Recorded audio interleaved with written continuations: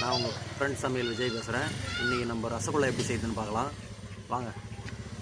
முதல்ல நம்ம சக்கரை பாகு ரெடி பண்ணிக்கலாம்.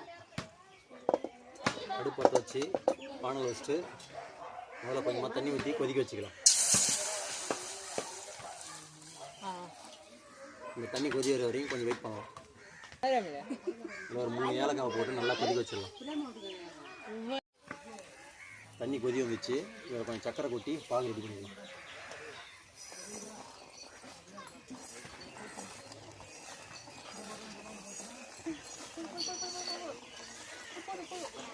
நான் ஒரு பாலுக்கு 300 சக்கரை கொட்டியிருக்கிறேன். எனக்கு தேவையான அளவுக்கு நீங்கள் பண்ணுங்க. பார்க்குறேன் கொஞ்சம் சப்ஸ்கிரைப் பண்ணி விடுங்க.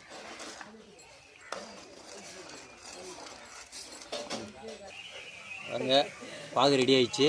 இதை நம்ம வேறு கிணத்துக்கு மாற்றிக்கலாம்.